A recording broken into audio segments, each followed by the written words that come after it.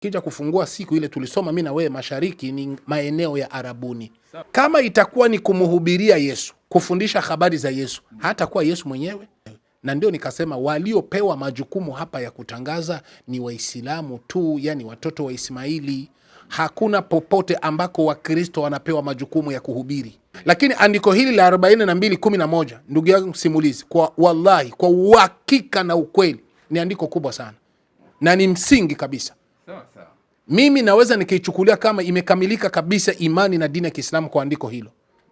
Naweza nikasema imekamilika kabisa ujio wa Mtume Muhammad kwa andiko hilo.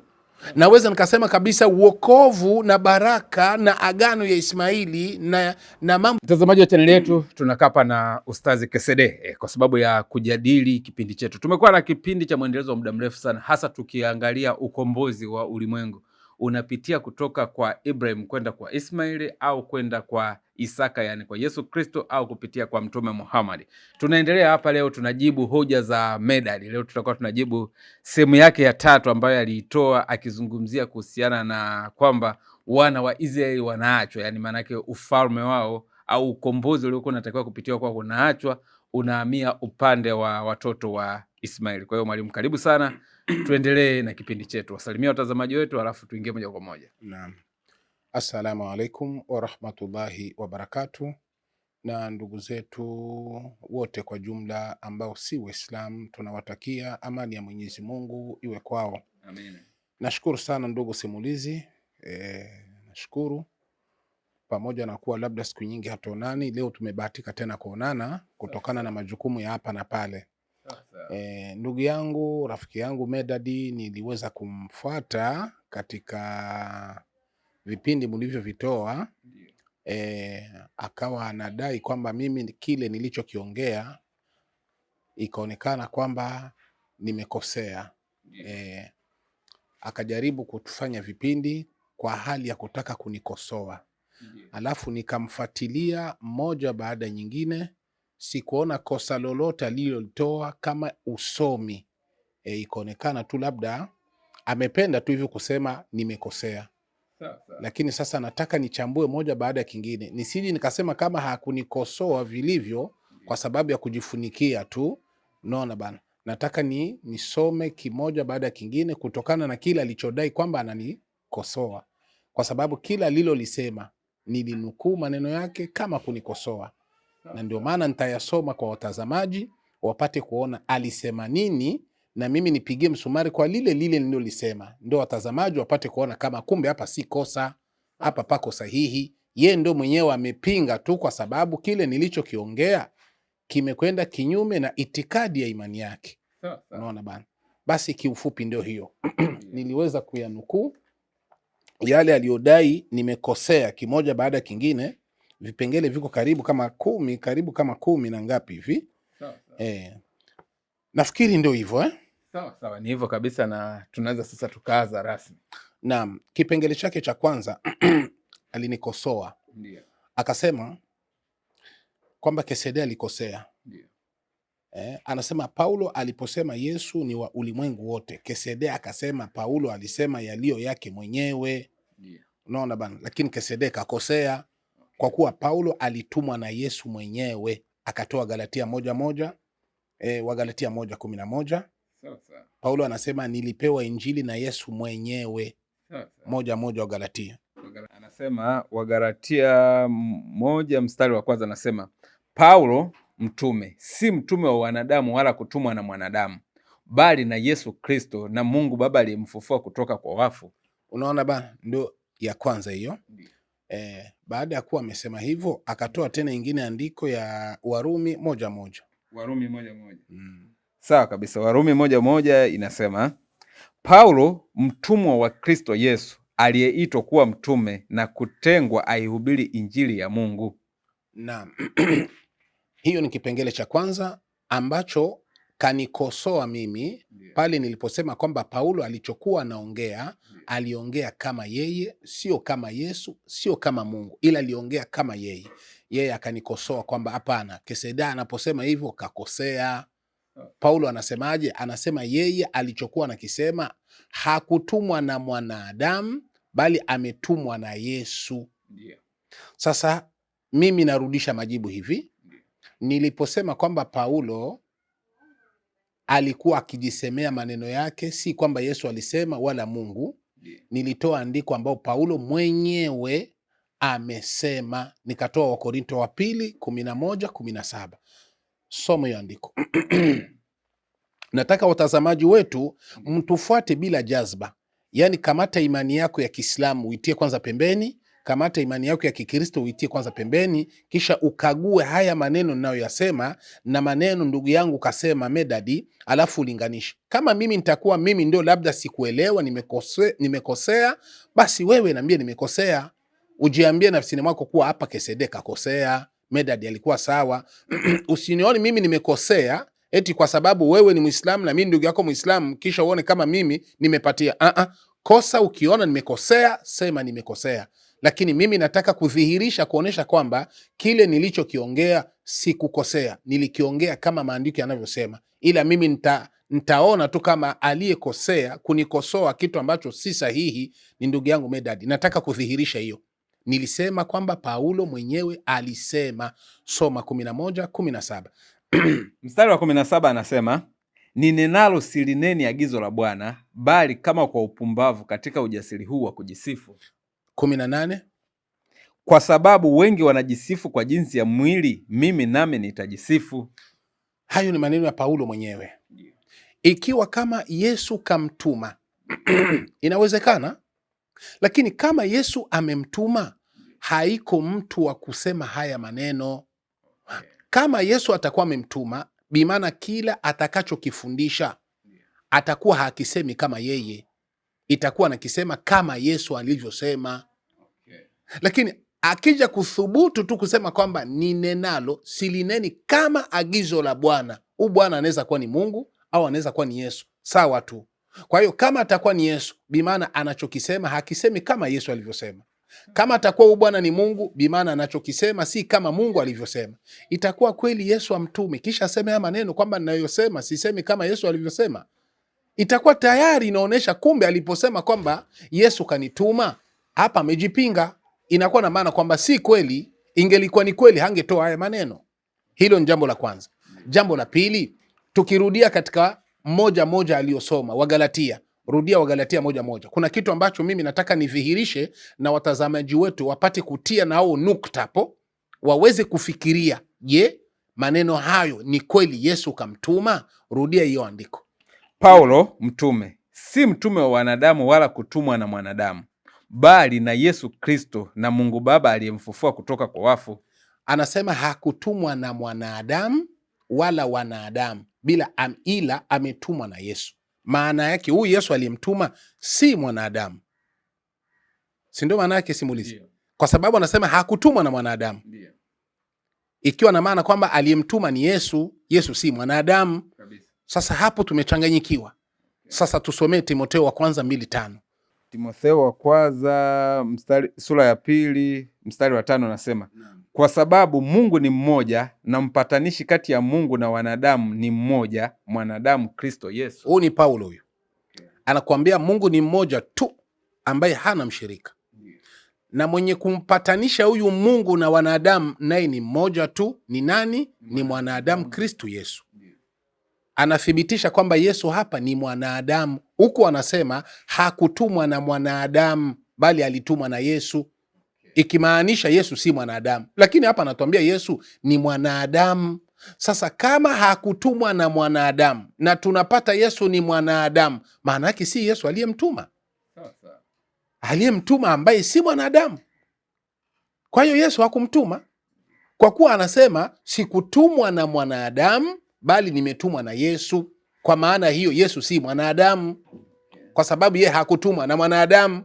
Cha ajabu, tunampata Yesu mwenyewe Paulo anasema ni mwanadamu. Sasa kama hakutumwa na mwanadamu na Yesu ni mwanadamu, maanake si Yesu aliyemtuma. Tia na wewe pointi hapo, ndugu yangu mtazamaji, mwenyewe utajaza. Lakini nikikazia katika haya maneno ya Paulo kusema kwamba hakutumwa ila alitumwa na Yesu, nikikumbuka Medadi, ndugu yangu simulizi, na utakuwa shahidi. Kuna wakati Medadi alisema hivi, wewe ulipomwambia mbona Kesede alithibitisha kwamba Muhammad ni mtume kupitia vitabu vya Kiislamu, kupitia Qur'ani? Medad akasema hivi, hapana, kama Muhammad alisema kwenye Qur'ani, si mwenyewe kajishuhudia? Sasa kama tajishuhudia mwenyewe, hivi mwizi anaweza kwenda kujishuhudia mimi ni mwizi? Unakumbuka akasema hivyo. Sasa hapa tunampata Paulo kasema kwamba Yesu kanituma, na huku alisema amemkataa Muhammad kwa sababu kajishuhudia mwenyewe kwamba Mungu amenituma. Sasa mbona anatupa andiko Paulo mwenyewe kajishuhudia? Yote hayo ni changamoto kuonesha kama ndugu yetu anakuwaga anazungumza wakati mwingine na kujisahau. Ndio sababu nakwambiaga ni chuki tu. Sasa nikitaka kuzamia katika maneno ya Paulo, ni kweli kabisa Paulo katumwa na Yesu. Ilikuwa inatakiwa tupate uthibitisho wa Yesu mwenyewe bila kupitia kwa Paulo. Isiwi Paulo mwenyewe kajishuhudia, iwe kabisa ni Yesu mwenyewe bila kupitia kwa ushuhuda wa Paulo. Na ndio maana yeye anasema kwamba ninachokiongea sikiongei kama Yesu alivyosema, bali kama mimi mwenyewe ninavyosema. Moja kwa moja hii inaonekana kuwa si Yesu alimtuma, ni yeye mwenyewe kajisemea. Ili sasa kuthibitisha maneno hayo ya kusema nimeongea, sisemi kama Bwana alivyosema, bali ni mimi, ili kulithibitisha hilo. Tusome katika kitabu cha Matendo ya Mitume 9:1 mpaka 3, pale aliposema kwamba mimi nimetokewa na Yesu. Lakini Sauli akizidi kutisha na kuwaza kuwaoa wanafunzi wa Bwana, akamwendea kuhani mkuu, akataka ampe barua ya kwenda Dameski zilizoandikwa kwa masinagogi, ili akiona watu wa njia hii, wanaume kwa wanawake, awafunge na kuwaleta Yerusalemu. Wakati alipokuwa akisafiri, ikawa anakaribia Dameski, ghafla nuru kutoka mbinguni ikamwangaza kote kote. Akaanguka chini, akasikia sauti ikimwambia, Sauli, Sauli, mbona wanitesa? Akasema, unani wewe Bwana? Naye akasema, mimi ndimi Yesu unayemtesa. Lakini simama uingie mjini, nawe utaambiwa yakupasayo kutenda. Na wale watu waliosafiri pamoja naye wakasimama kimya, waliisikia sauti, lakini hawakuona mtu. Aya, simamia hapo. Kuna utofauti wa maneno yake, lakini sintoingia kwenye utofauti wa maneno yake. Ila hapo tunapata kwamba kaeleza kwamba Yesu kamtokea, sauti ikaja, ikasema, Sauli, Sauli, yani Paulo, Paulo, mbona umenitesa? Hapo ndio chanzo cha Paulo kuanza kuhubiri kwa kudai kwamba Yesu amemtoa katika sehemu aliyokuwa nayo ya kwenda kuwaua watu wa Yesu, kupinga maneno ya Yesu, kupinga dini ya Yesu, akamwanzishia kuwa mtume wake na mhubiri wake, kuanza kuhubiria upya maneno ya Yesu.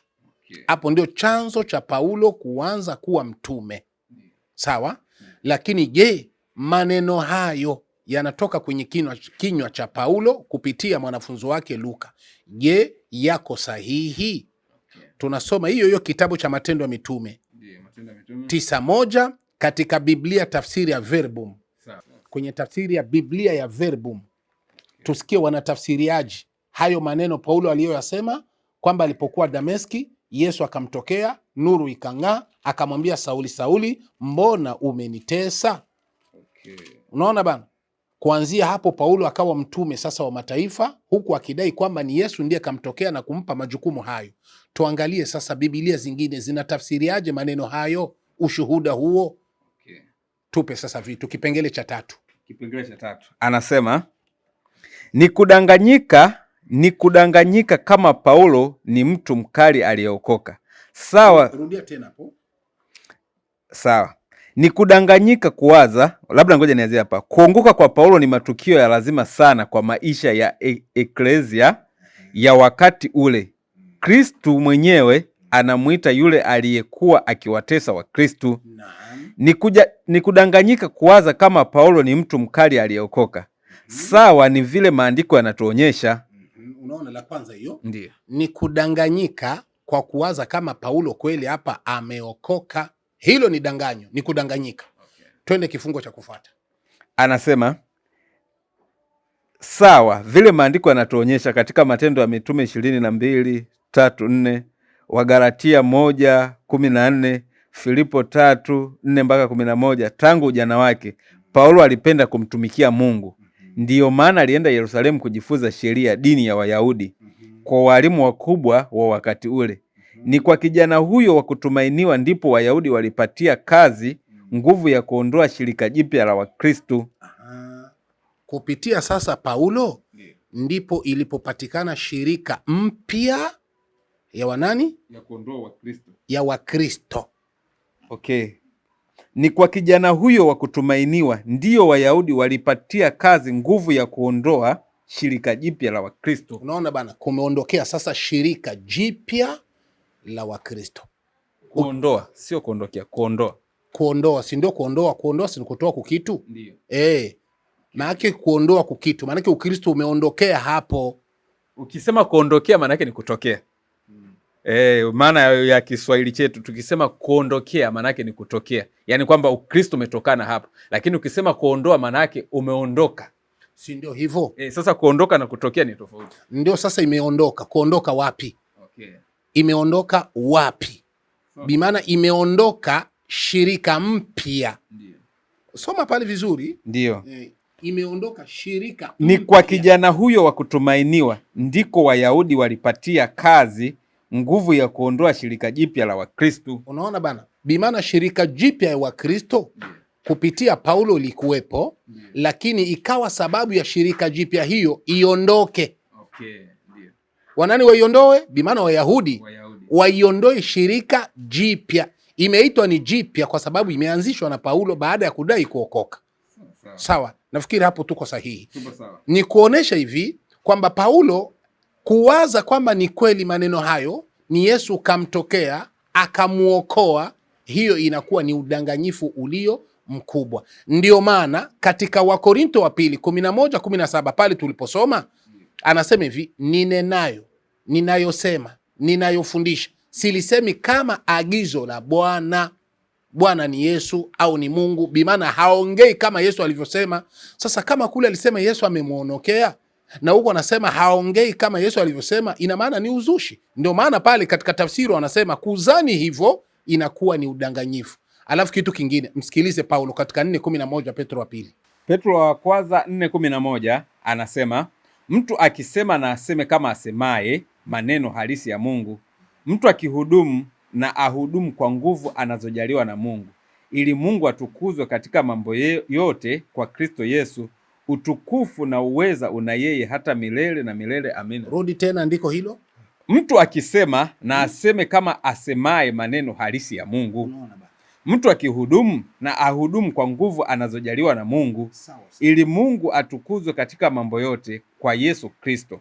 Utukufu na uweza una yeye hata milele na milele. Amina. Huyo ni Petero anayesema aseme kama mausia ya Mungu yanavyosema, asisemi kama yake mwenyewe. Paulo kule anasema ninenalo silineni kama agizo la Bwana, bali katika ujasiri wa upumbavu. Huku anasema hivi, Petro anasema hivi, mtu akisema kama ni maneno ya kweli anayoyasema, basi akisema aseme kama mausia ya Mungu, kama mausia ya Bwana, ikiwa na maana kwa aliposema Paulo kwamba ninenalo silineni agizo la Bwana, huyu hakutumwa na Yesu. Ni vitu katengeneza ili aanzishe mtindo upya wa imani kinyume na imani aliyoachia Yesu. Alafu kitu kingine akasema Medadi, akasema kwamba Kesede alitoa Timotheo wa pili 2:8 eti Paulo alikuja na injili yake. Ndiyo. Paulo alikuja na injili yake. Ndio Medadi anasema haikumaanisha injili yake kama yake, ila ni majukumu ya kwenda kumataifa akipewa na Yesu. Okay. Kama alivyofafanua pale. Sasa ile 2:8 soma hiyo. Mstari wa 8 anasema, mkumbuke Yesu Kristo aliyefufuka katika wafu, wa uzao wa Daudi, kama inenavyo injili yangu. Paulo anasema kama inenavyo injili yangu. Medadi akatafsiri hivi, injili ya Paulo haikumaanisha kama injili, alimaanisha majukumu. Ndio. Si ndivyo alivyosema? Ndio, hapo tulikuwa tunaungana. Alimaanisha majukumu anayopewa na Yesu. Ndio. Nikasubiri andiko gani ambayo kapewa kwamba injili ya Yesu ilimaanisha majukumu aliyopewa na Yesu? Hapa kuko hiyo andiko. Okay. Ila ni ufafanuzi kutokana na uelewa wake. Ndio. Sawa? Lakini nikirudi nyuma, soma Wakorinto wa kwanza 15 aya ya kwanza. Wakorinto wa kwanza 15. Hiyo tutairudia tena baadaye katika vifungo vya kufuata huko. Ila naisoma ili kukamilisha hapa. Wakorinto wa kwanza? Wakorinto wa kwanza 15 aya ya kwanza.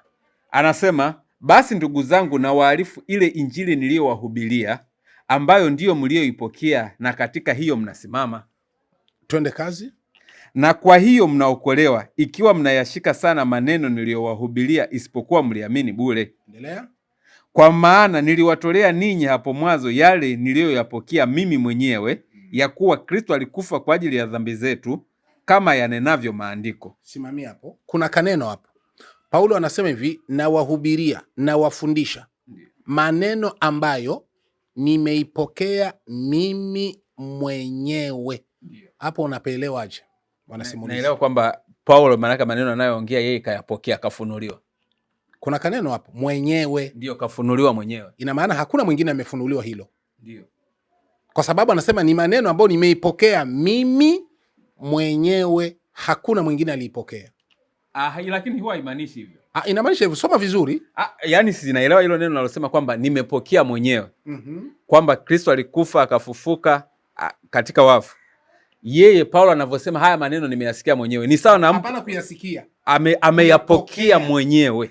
Ndio. Yaani sasa kwamba ameyapokea yeye mwenyewe haimaanishi hakuna mwingine ambaye hajapokea. Kwa mfano hata kama mpo sehemu mnasikia mtu anaongea, wewe ukienda pale ukasema ukawa unamsimulia mwingine kwamba haya maneno nayoyaongea nimeyasikia mwenyewe. Ndio umeyasikia mwenyewe, lakini haimaanishi kwamba uliyasikia ukiwa peke yako, au hata kama ulikuwa peke yako kwamba wewe ndio peke yako uliyesikia. Kuna mwingine inawezekana amesikia, lakini na wewe umesikia mwenyewe. Kuna tofauti ya kusikia na kupokea. Ndiyo. Neno kusikia uitoe pembeni. Okay. Kwa sababu haiko hapa. Yeye anasema kaipokea. Manake kakabidhiwa. Sawa, kupokea na kusikia ni vitu viwili tofauti. Anasema nimeipokea mwenyewe. Na hiyo aliyoipokea ndio inawalisha watu wengine. Anzia moja pale.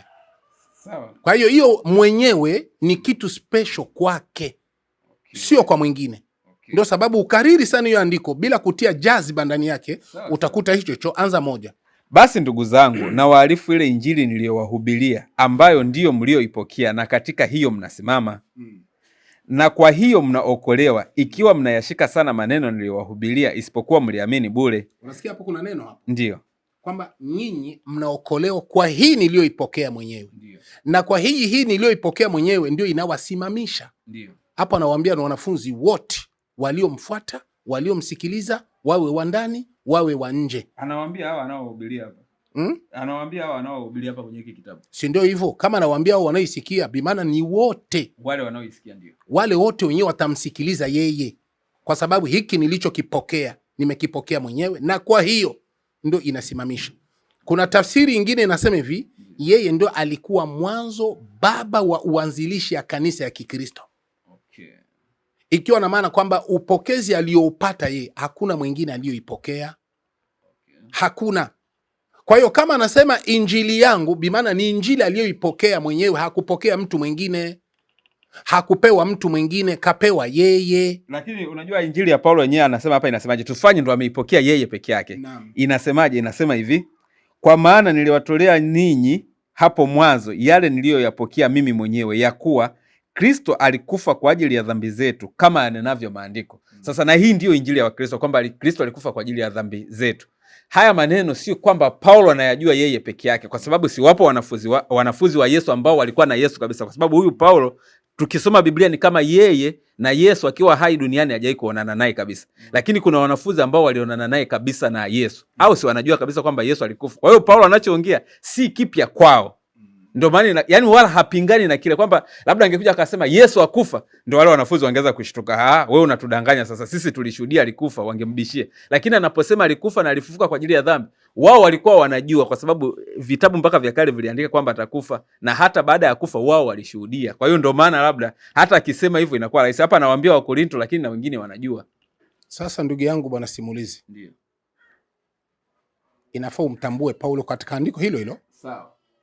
Hilo unalolisema ni kutokusoma na kutokujua. Sawa. Anasema hivi, nimeipokea mwenyewe. Ndiyo.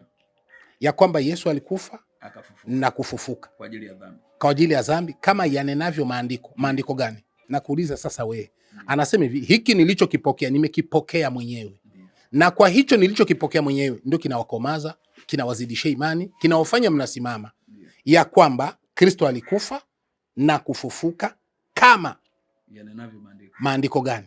Mfano kuna maandiko ya Yohana ambaye ni mwanafunzi mpendwa wa Yesu Kristo. Yanasema hivyo Yesu kwamba alikufa na alifufuka. Kitabu cha Yohana, kitabu cha Luka, kitabu cha Marko, kitabu cha Mathayo vimeandikwa baada ya waraka wa Paulo.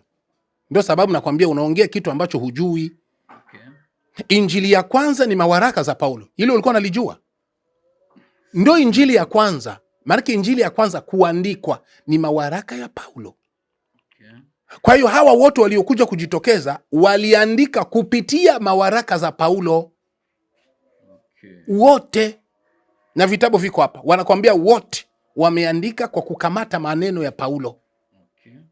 Ndio sababu anasema kama yanenavyo maandiko, bimaana kama yanavyonena mawaraka zake, kwa sababu huku ameshasema nilikipokea mwenyewe na kikaandikwa kama injili ya Paulo. Kwa hiyo anaposema injili yangu hakusudi kusema majukumu, anakusudia kitabu na maneno aliyokabidhiwa na Yesu ya kufundishia watu, kuonesha kama hiyo ni yake mwenyewe, ni zawadi yake mwenyewe ili asimamishe wengine. Ni injili tayari hiyo. Unaona bana? Kwa hiyo nilipoongelea hilo sikukosea, ili tutalizungumza baadaye, tutakuja huko nitaweza kulipanua kwa sababu maneno hayo yako katika kifungo kingine cha kufuata huko. Sawa. Tunakwenda katika jambo la kufuata hapa, akaongea akasema hivi, Kesede alisema katika Isaya 42:1 eti huyu ni Ismaili. 42:1 eti huyu ni Ismaili. Simulizi ukasema hapana, mwanzo Kesede alikuwa akisema ni Ismaili, ila baadaye alikuja kukubali kwamba ni Yesu. Hapo na wewe ulinisemea uongo. Okay. Ulisema hivyo. Ndiyo, mwanzo kwenye video zilizopita ulikuwa unasema kwamba ni Ismaili. Kuanzia mwanzo. Video, sio video hii. Kwenye ile video ambayo tulifanya ambayo wewe ulikuja ukasema kwamba huyu, ukasemaje basi tukubaliane kwamba huyu ni Yesu. Lakini hapa anakuambia watangazwe na nani? Na watoto wa Kedari. Kwa hiyo wenye haki ya kumtangaza Yesu ni Waislamu. Labda na ule ghafilika. Huenda ukufanzia kusudi ule ghafilika. Sawa. Andiko ya Isaya si kuanzia mwanzo. Andiko ya Isaya mimi nilitoa Isaya 42:11. Sijawahi kutoa 42:1. Mimi subiri kwanza. Nikisema mwanzo simaanishi moja. Na maanisha kwamba kwa mfano tumefanya kipindi leo, tukaja tukafanya kesho kutwa. Hiki cha leo ulisema hivi, hicho cha kesho kutwa ndio ulibadilisha. Ndicho ninachomaanisha kwamba mwanzo. Hakuna nilipobadilisha. Hakuna hata sehemu nilikobadilisha. Wewe ulisema hivi, Medadi alisema hivi, 42:1 inasema tazama mtumishi wangu, nimemfanya hivi, nimemfanya hivi, nimemfanya hivi. Tulianzaga 8 kama nakumbuka. Tukaenda mpaka 11. Sasa mimi sikuanzia huku juu, wala sikuleta utabiri wa huyu ni nani katabiriwa hapa, sikulizungumzia hilo. Okay. Sijawahi kulizungumzia. Sawa. Sijawahi. Kama hata usome ile mavideo zote, ile vipindi vyote, usome moja baada ya kingine. Sijawahi kuzungumza kama jamani, Isaya 41 aya kwanza, huyu anayetabiriwa hapo ni Ismaili. Atatabiriwa Ismaili vipi na Ismaili ameshapita? Kwa hiyo sijasema kwamba huyu ni Ismaili, baadaye ndio nikaja kukanusha, huyu ni Yesu. Haijawahi kutokea. Utakuwa nyumbani, utatulia fasi moja usome. Haijawahi kutokea.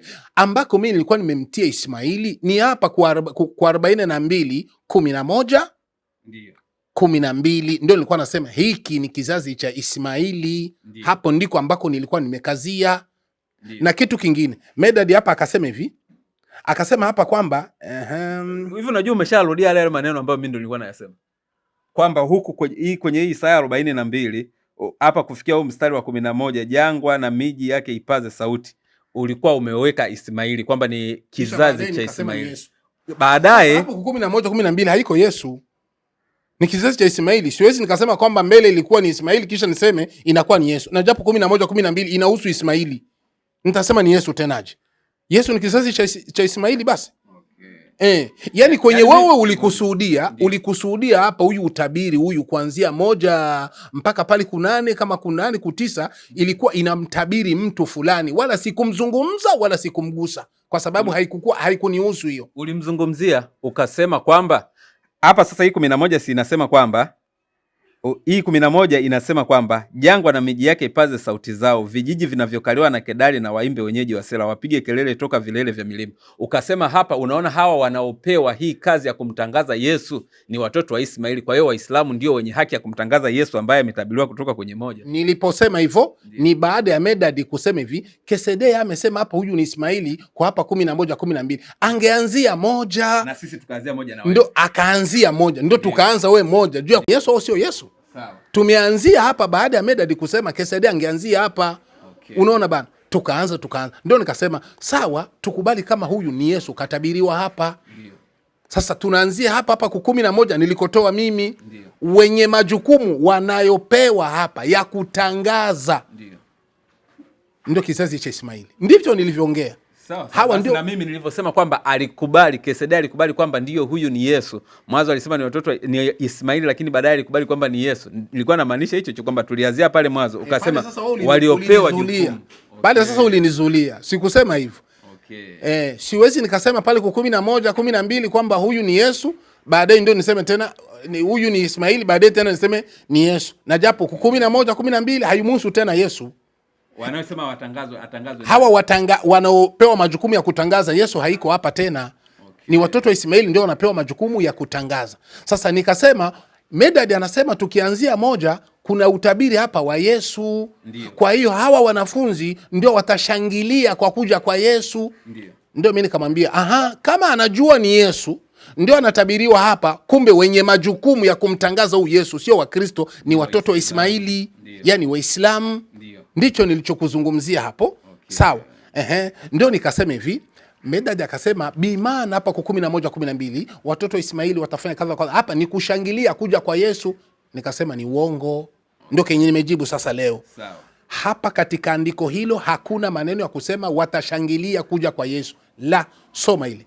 Okay. Nianze moja au nianze 11 tu. Ile moja mpaka nasi inaeleweka, anzia 11. 11 inasema tena 10 inasema mwimbieni Bwana wimbo mpya na sifa zake tokea mwisho wa dunia, ninyi mshukao baharini na vyote vilivyomo na visiwa na wakaao humo.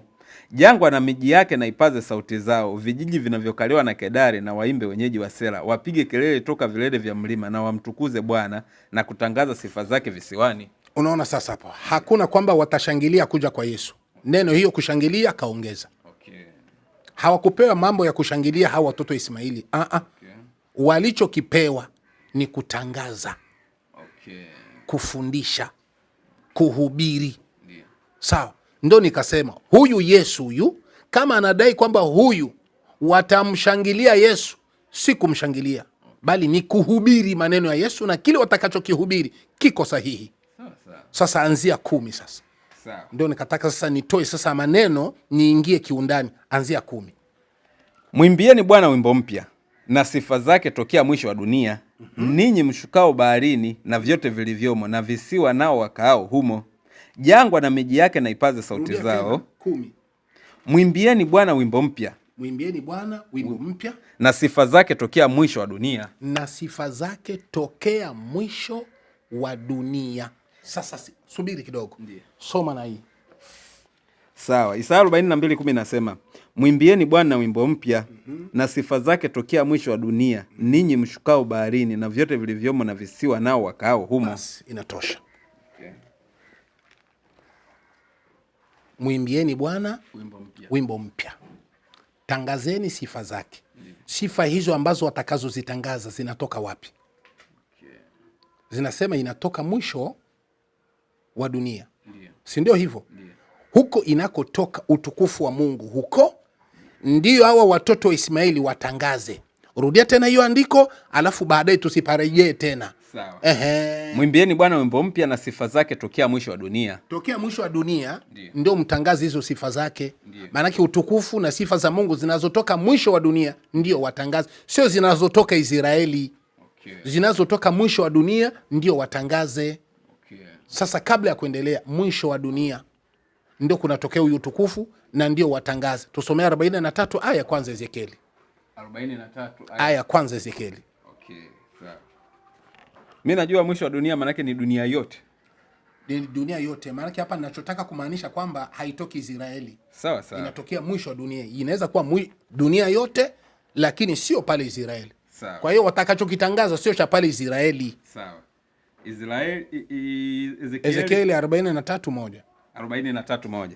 Sawa. 43 mstari wa kwanza anasema, kisha akanileta mpaka langoni, yani lango lile lielekayalo upande wa mashariki. Na tazama, huo utukufu wa Mungu wa Israeli ulitokea kwa njia ya mashariki. Na sauti yake ilikuwa kama mshindo wa maji mengi, nayo nchi iling'aa kwa utukufu wake. Unaona bana? Huyo utukufu wa Mungu umetokea wapi? Njia ya mashariki. Njia ya mashariki. Ikiwa na maana kwamba haitokei pale Israeli, bali inatokea njia nyingine ya kuendea mashariki. Haitokei pale Israeli. Kwa hiyo wanapotangaza hawatangazi cha pale Israeli, wanatangaza cha kutokea nje. Sasa tukirudia nyuma, kutokea nje ya Israeli, yani njia ya mashariki, tukija kufungua siku ile tulisoma mimi na wewe, mashariki ni maeneo ya Arabuni. Kwa hiyo kama watakapotangaza wa watu wanatangaza vitu na utukufu na baraka zinazotoka maeneo ya Arabuni, ndicho wanakuja kutangaza na kuzungumza na kupasha. Kama itakuwa ni kumhubiria Yesu, kufundisha habari za Yesu, hata kuwa Yesu mwenyewe, ni kufundisha habari za Yesu, habari za mitume wengine, sio Yesu mwenyewe. Na ndio nikasema waliopewa majukumu hapa ya kutangaza ni Waislamu tu, yani watoto wa Ismaili. Hakuna popote ambako Wakristo wanapewa majukumu ya kuhubiri. Biblia nzima hakuna. Ni mbwembe na mawazo ya watu kutokana na itikadi waliokuwa nayo. Lakini andiko hili la 42:11, ndugu yangu simulizi, kwa wallahi, kwa uhakika na ukweli, ni andiko kubwa sana na ni msingi kabisa. Mimi naweza nikichukulia kama imekamilika kabisa imani na dini ya Kiislamu kwa andiko hilo. Naweza nikasema imekamilika kabisa ujio wa Mtume Muhammad kwa andiko hilo. Naweza nikasema kabisa uokovu na baraka na agano ya Ismaili na mambo ya kiroho ya Ismaili imekamilika kupitia andiko. Sio andiko ndogo hiyo. Ni andiko kubwa sana. Kwa sababu inapopewa majukumu watoto wa Ismaili ndio watangaze, maana ni watoto waliobarikiwa na Mungu. Wako katika mpango wa Mungu. Kwa nini watangaze? Uko nasikia ndugu yangu? Wanatangaza kwa sababu ni wana mpango wa Mungu. Ndio maana wanapewa majukumu ya kutangaza. Mungu hakuwabagua, hakuwaweka pale bure kwamba watangaze. Aliwaweka kwa sababu Ismaili na kizazi chake ni mpango wa Mungu. Mungu ana mpango wake na kizazi hicho. Ndio maana amewapa majukumu ya kuweza kutangaza. Unaona ndugu yangu? Sasa tuachane na hiyo, tusipanue sana.